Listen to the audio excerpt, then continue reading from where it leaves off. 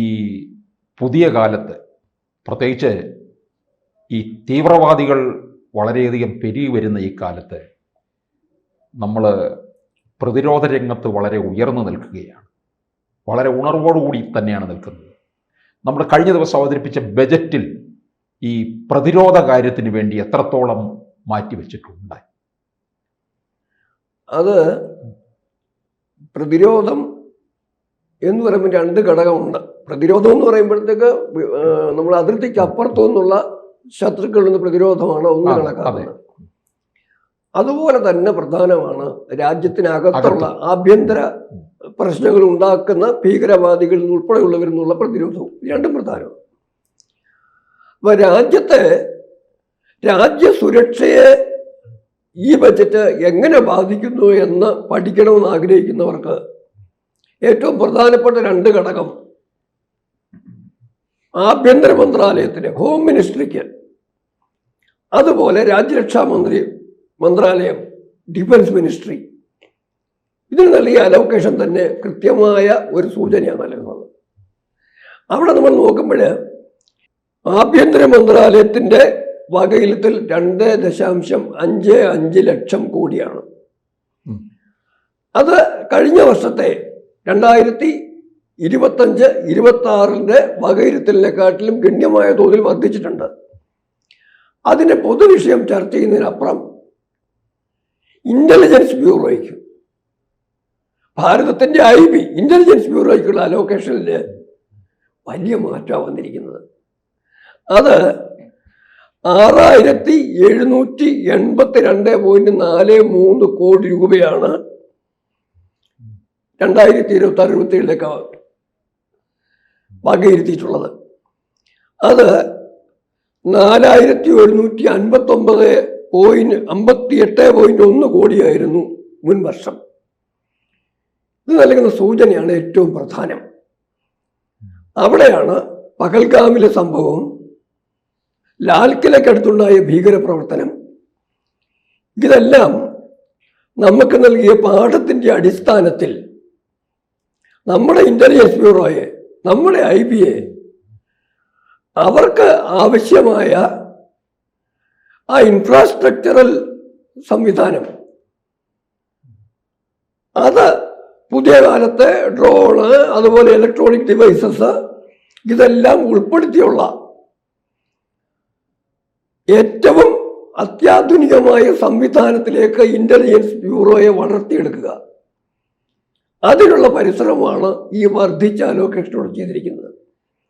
അതിൻ്റെ ഗുണമെന്താന്ന് പറഞ്ഞാൽ കൃത്യമായ ഇന്റലിജൻസ് ഇൻപുട്ട് അല്ലെങ്കിൽ രഹസ്യാന്വേഷണ വിവരം കിട്ടിക്കഴിഞ്ഞാൽ നമുക്ക് തിരിച്ചടി എളുപ്പമാവും. പലപ്പോഴും അക്രമം ഒഴിവാക്കാൻ പറ്റുന്ന പ്രതിരോധം തീർക്കാൻ പറ്റും. തന്നെയല്ല, കൃത്യമായ ടാർജറ്റ് എവിടെയാണ്, നമ്മൾ ഓപ്പറേഷൻ സിന്ദൂറിൽ കണ്ടതുപോലെ കൃത്യമായ ടാർജറ്റ് പോയിന്റ് ഔട്ട് ചെയ്ത് കിട്ടിയതുകൊണ്ടാണ് നമുക്ക് ഏറ്റവും കുറഞ്ഞ ശക്തി പ്രയോഗത്തിൽ മിനിമം ശക്തി അല്ലെങ്കിൽ നമ്മുടെ ആയുധം പ്രയോഗിച്ചുകൊണ്ട് പരമാവധി എഫക്റ്റ് ഉണ്ടാക്കാൻ കഴിഞ്ഞു. ആ കെൽപ്പ് ഇനിയും വർദ്ധിക്കണം. ഒപ്പം തന്നെ സ്വാഭാവികമായിട്ടും ഉണ്ടാവുന്ന നമ്മളൊരു കാര്യം അറിയണം, രാജ്യത്തെ നമ്മുടെ ഇന്റലിജൻസ് ഏജൻസി എത്ര സ്മാർട്ടാകാൻ തോന്നുന്നു, അതിൻ്റെ 10 മടങ്ങ് സ്പീഡിലാണ് ശത്രു അവൻ്റെ വഴി കണ്ടെത്തുന്നത്. അതുകൊണ്ട് സ്വാഭാവികമായും ആ വഴി അവനെക്കാട്ടിൽ സ്മാർട്ടാകാൻ പറ്റുന്ന തരത്തിൽ ഇന്റലിജൻസ് സംവിധാനം പോകണമെങ്കിൽ ഇന്റലിജൻസിൻ്റെ അലോക്കേഷൻ കൂടിയേ തീരും. അതാണ് ഒരു കാര്യം. അതുപോലെ തന്നെയാണ് ഈ വർഷം ഓപ്പറേഷൻ സിന്ദൂറിൻ്റെ പശ്ചാത്തലത്തിൽ ഞാൻ എടുത്തു പറയും, നമ്മൾ പ്രതിരോധ കാര്യത്തിലുള്ള അലോക്കേഷനും അതും ഗണ്യമായിട്ട് വർദ്ധിച്ചിരിക്കുക. അത് എല്ലാ കാലത്തും റെക്കോർഡിനെ ഭേദിച്ചിരിക്കുക. ഈ വർഷം 7.85 ലക്ഷം കോടിയാണ് പ്രതിരോധത്തിന് വേണ്ടി വകയിരുത്തിയിരിക്കുന്നത്. കഴിഞ്ഞ വർഷം ഇത് 6.81 കോടിയായിരുന്നു. അവിടുന്ന് ഇത്രയും വർധന വന്നിരിക്കുന്നത് എന്ന് പറയുമ്പം നമ്മളിതിനെ വർധനവിൻ്റെ രൂപത്തിൽ മാത്രമല്ല ചിന്തിക്കേണ്ടത്. ഈ വർധനവിനപ്പുറം ചില കാര്യങ്ങൾ ഇതിന്റെ പശ്ചാത്തലത്തിൽ മനസ്സിലാക്കാനുള്ളതുണ്ട്. ഭാരതത്തിന്റെ പ്രതിരോധ സംവിധാനം എന്ന് പറയുന്നത് ഒരു കാലത്ത് വേണ്ടത്ര ശ്രദ്ധയില്ലാത്തൊരു മേഖലയായിരുന്നു.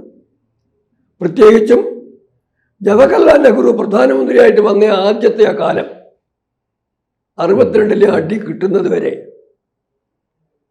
സൈനിക സംവിധാനത്തിന്, പ്രതിരോധ സംവിധാനത്തിന് വേണ്ടത്ര ശ്രദ്ധയോ ഇൻവെസ്റ്റ്മെന്റോ മുതൽ മുടക്കോ വേണോ എന്നുള്ള ധാരണയില്ലാത്ത ഒരു പോക്കായിരുന്നു അന്ന്.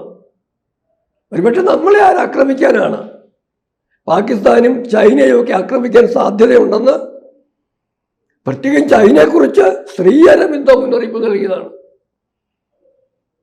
അരവിന്ദ മഹർഷി അദ്ദേഹം മുന്നറിയിപ്പ് നൽകി, ചൈന കൊറിയൻ യുദ്ധം കഴിഞ്ഞപ്പോൾ ചൈന അടുത്തതായി ടിബറ്റിലോട്ട് കയറും, ടിബറ്റ് കഴിഞ്ഞാൽ ഇന്ത്യ ആയിരിക്കും അടുത്ത ലക്ഷ്യം, സൂക്ഷിച്ചോളാൻ മുന്നറിയിപ്പ് കൊടുത്തതാണ്.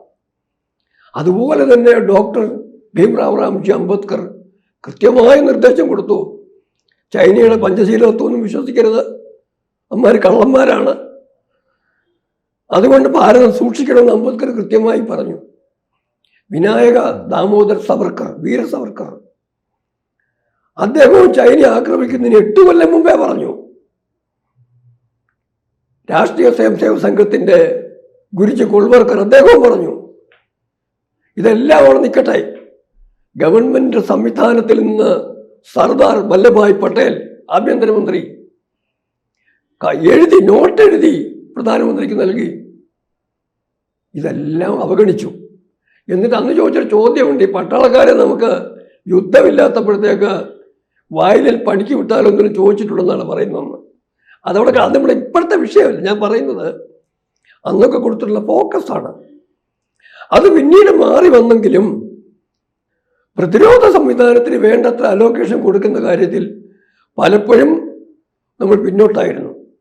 എ കെ ആന്റണി പ്രതിരോധ മന്ത്രിയായിരുന്ന കാലത്തെ കാര്യങ്ങളൊക്കെ അങ്ങേക്കും അറിയാമല്ലോ. അതെ, അലോക്കേഷൻ കുറവാണെന്ന് തന്നെയല്ല, നൽകുന്ന അലോക്കേഷൻ മുഴുവനും ഉപയോഗിക്കാതിരിക്കുക. അതിപ്പോഴും ഈ അടുത്ത കാലത്തും ഉണ്ടായിട്ടുണ്ട്. അതിന് പല കാര്യമുണ്ട്. അതിന് മന്ത്രിയുടെയോ സർക്കാരിന്റെയോ മാത്രം കുറ്റമൊന്നുമല്ല. പ്രതിരോധത്തിന് വേണ്ടി ചെലവാക്കുന്ന പണമെന്ന് പറയുന്നത്, ഒരു ഉദാഹരണത്തിന് ഇപ്പം റാഫേൽ വാങ്ങിക്കാൻ പോകുന്നു, അല്ലെങ്കിൽ ബൊഫേഴ്സ് വാങ്ങിക്കാൻ പോകുന്നു, അതൊക്കെ ദീർഘകാലത്തെ ചർച്ചയ്ക്ക് ശേഷമാണ് അതിലേക്ക് കടക്കുന്നത്. അന്വേഷണങ്ങൾ വേണം, പരീക്ഷണങ്ങൾ വേണം, നെഗോഷിയേഷൻ വേണം. ഇതിനൊക്കെ സമയമെടുക്കും, സപ്ലൈക്ക് സമയമെടുക്കും. അതെല്ലാം കൊണ്ട് പണം പലപ്പോഴും ചെലവാക്കുന്നത് കൃത്യമായ സമയത്തായിക്കൊള്ളണമെന്നില്ല. അതൊരു വിഷയമുണ്ട്. അതങ്ങനെ നിൽക്കുമ്പോഴും അലോക്കേഷനെ കുറഞ്ഞുള്ള അന്തരീക്ഷം വേണേൽ പറയുകയും വേണ്ടല്ലോ. എന്നാൽ ഈ മാറി വന്ന സാഹചര്യത്തിൽ കൃത്യമായി പറഞ്ഞാൽ അടുത്ത കാലത്ത്, കഴിഞ്ഞ വർഷമാണ് പ്രതിരോധ മന്ത്രത്തിന്റെ അലോക്കേഷൻ പൂർണ്ണമായിട്ട് ഉപയോഗിച്ചു എന്ന് പറയാവുന്നൊരവസ്ഥ. അത് ബജറ്റ് എസ്റ്റിമേറ്റിനെ കവർന്നു പോവുകയും ചെയ്തു. ഇപ്പം റിവേഴ്സ് എസ്റ്റിമേറ്റ് വന്നപ്പോഴും, അല്ലെങ്കിൽ പുതിയ ബജറ്റ് 26-27 വന്നപ്പോഴും കൃത്യമായും പ്രതിരോധത്തിന് ഊന്നൽ നൽകിയുള്ള ബജറ്റാണ് അവതരിപ്പിച്ചിരിക്കുന്നത്. കാരണമുണ്ട്. പ്രതിരോധം സുശക്തമാക്കണമെങ്കിൽ വ്യോമസേനയ്ക്കും നാവികസേനയ്ക്കും കരസേനയ്ക്കുമൊക്കെ മനുഷ്യശക്തി വേണം, കൂടാതെ എക്യുപ്മെന്റ്സും വേണം. ഒപ്പം തന്നെ ഒരു കാര്യം അങ്ങ് ഓർക്കണം, ഈ ഡിഫൻസിന്റെ അലോക്കേഷനകത്ത് 2 ഘടകമുണ്ട്. ഒന്ന് ഫിക്സഡ് ആണ്, അതായത് ഈ ഉദ്യോഗസ്ഥന്മാർ കൊടുക്കേണ്ട ശമ്പളം, പെൻഷൻ, അതുപോലുള്ള ഒഫീഷ്യൽ കാര്യങ്ങൾക്ക് വേണ്ട എക്സ്പെൻഡിച്ചർ, ഇത് ഫിക്സഡാണ്. അവിടെ ഒരു കുറവും വരുത്താൻ പറ്റത്തില്ല. പിന്നെ കുറയുന്ന എവിടെയാ? നമ്മുടെ സേനയെ, പ്രതിരോധ സേനയെ പ്രഹരശേഷിയുള്ള ഒരു സേനയാക്കി ആധുനികവൽക്കരിച്ച് നിലനിർത്തുന്നതിന് ആവശ്യമായ പ്രതിരോധ സാമഗ്രികൾ വാങ്ങിക്കൂട്ടുന്നതിനും അതിൻ്റെ മെയിൻ്റനൻസിനും ഒക്കെ വേണ്ട പണം ആണ് പലപ്പോഴും മറ്റു കാര്യങ്ങൾക്ക് വേണ്ടി ചെലവഴിക്കപ്പെടുന്നതും ആ തരത്തിൽ അത് വേണ്ട കാര്യങ്ങൾക്ക് പ്രയോജനപ്പെടുത്താതെ പോകുന്നതും. പിന്നെ മറ്റൊരു പ്രധാനപ്പെട്ട കാര്യം ബൊഫോഴ്സിൽ നമ്മൾ കണ്ടതാണ്. മൻമോഹൻ സിംഗ് ഗവൺമെന്റ് സർക്കാർ ഭരിക്കും പല ഘട്ടത്തിലും കണ്ടതാണ്. ഈ പ്രതിരോധ ഇടപാടുകളിലെല്ലാം ഹെലികോപ്റ്റർ വാങ്ങിയ കേസൊക്കെ സോണിയയ്ക്ക് ഉൾപ്പെടെ നമുക്കറിയാമല്ലോ. ഇവിടെ എല്ലാം നടന്നുകൊണ്ടിരുന്നത് യാതൊരു മറയും പരിമിതിയുമില്ലാത്ത അഴിമതിയുമായിരുന്നു. ഒരു വഴിക്കൂടെ അലോക്കേഷൻ കുറവ്, വേറെ വഴിക്ക് ഉള്ള അലോക്കേഷനിൽ തന്നെ പലപ്പോഴും മുഴുവനെയും ചിലവാക്കാറില്ല. ഇനി ചിലവാക്കുകയാണെങ്കിൽ തന്നെ അതിൽ നല്ലൊരംശം ഇടനിലക്കാർക്ക് കമ്മീഷനായിട്ട് പോകുന്നു, അല്ലെങ്കിൽ അവരുടെ അഴിമതി പണമായിട്ട് മാറുന്നു. അങ്ങനെയാണ് ബൊഫേഴ്സ് മറ്റൊക്കെ സംഭവിച്ചത്. കോടിക്കണക്കിന് രൂപയുടെ അഴിമതി നടന്ന കാര്യം എല്ലാവർക്കും അറിയാം, ശതകോടിക്കണക്കിനുള്ളത്. ഇപ്പോഴതെല്ലാം മാറിയിട്ട് സുതാര്യമായ സാഹചര്യത്തിൽ ഗവൺമെൻറ്റാണ് ഡീലിങ്സ് പോലും. ഇപ്പോൾ റഫേൽ വാങ്ങിച്ചത് ഫ്രാൻസ് സർക്കാരുമായിട്ടാണ്, അല്ലെ അമേരിക്കയിൽ നിന്ന് വാങ്ങിക്കും അമേരിക്ക ഗവൺമെൻറ്റിനാണ് റോളുണ്ട്. റഷ്യയിൽ നിന്ന് വാങ്ങിക്കുമ്പം ഏത് രാജ്യത്തു നിന്ന് വാങ്ങിച്ചാലും കൃത്യമായും ആ രാജ്യത്തുള്ള റോളുണ്ട്. അതുകൊണ്ട് അഴിമതിയുടെ സാധ്യതയെ തീർത്തും സീറോ ആക്കിയിരിക്കുകയാണ്. ഒപ്പം തന്നെ ഏറ്റവും പ്രധാനപ്പെട്ട വേറൊരു കാര്യം, അതും കൂടെ പറഞ്ഞു ചർച്ച അവസാനിപ്പിക്കാം. പ്രതിരോധ മേഖലയിലാണ് ഭാരതം ആത്മനിർഭരതയുടെ